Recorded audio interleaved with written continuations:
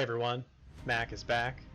Today I want to talk about the Alliance boss and the strategy to use with your commanders and how to try to extract the maximum amount of damage when fighting the Alliance boss.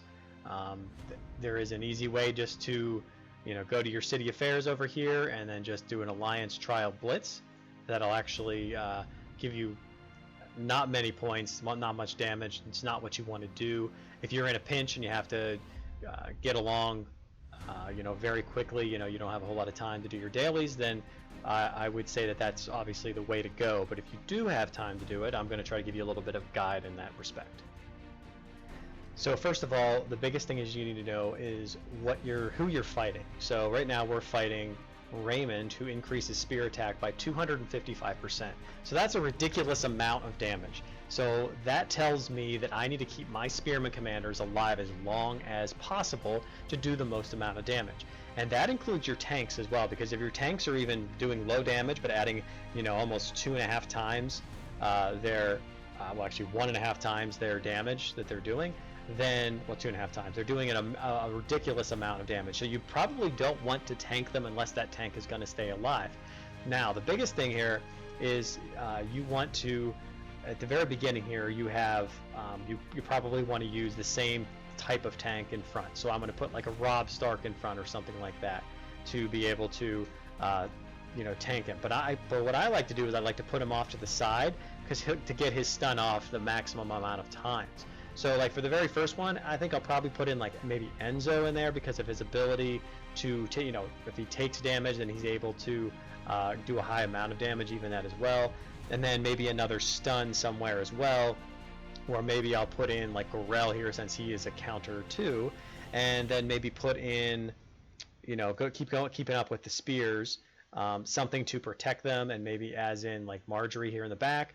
And then put 2 of my big damage dealers in there that are probably going to live hopefully the whole time, would be like Julian and Daenerys, and if you don't have Daenerys, then maybe like Arslan.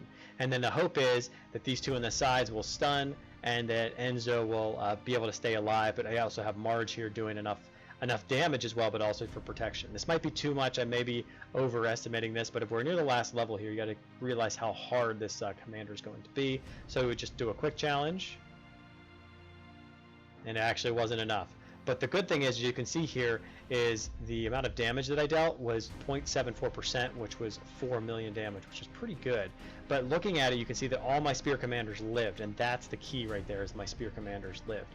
That's what you want to make sure you do, and you'll do a lot of damage that way. And there's a lot of ways of manipulating that too. Sometimes you'll put bows in front. Sometimes you you put just a weird formation, or just to keep them alive long enough. You're not going to be able to keep them alive all the time, but hopefully just long enough to be able to survive in that respect. So you need some tanks in there again. Like again, I'll probably put in, maybe like Layla does pretty good amount of damage, 49. Yeah, so maybe like he does a stun, so I'll put him off the side. Another stun here, something like that, and then maybe like a bad infantry commander. I'll say bad one, but like put like Seg here. He does a stun there too, but yeah, she self-heals, so I kind of like that. And then maybe put in Simon to kind of do a heal as well. So you got 2 stunners again, a healer in the back, and then put some of those spear commanders in that do a lot of damage. Now we go to like Arslan and probably Miranda, and you kind of hope that they all stay alive. We'll see if they do. I have a feeling they probably won't. Oh, they actually did really well. And the reason they did well, I think, in that one is because Winton has that ability to stop Raymond from doing his main ability, so it's actually really, really good. And the damage detail there, only 1.9, but because you didn't have as many hitters in that one as well, many high damage dealers. So we'll kind of go back in here. I'll keep going through here. It's a little bit quicker maybe this time. So we'll put maybe him in the front there. I don't have any more stuns, I don't think. No, I don't, not in this one. But maybe we'll throw in like Chris there and maybe Seg here to be able to stop that as well. And then put in another healer, so we're going to go back to Sansa, and then a couple more of the spears here. So probably like Jaime's pretty good there for some damage, and then he doesn't do a whole lot now. So, but his ability gives 10,000, so maybe something like that, and see what happens. And there you go. So they all died except for. So it actually wasn't too bad in that respect. Going on to the next one.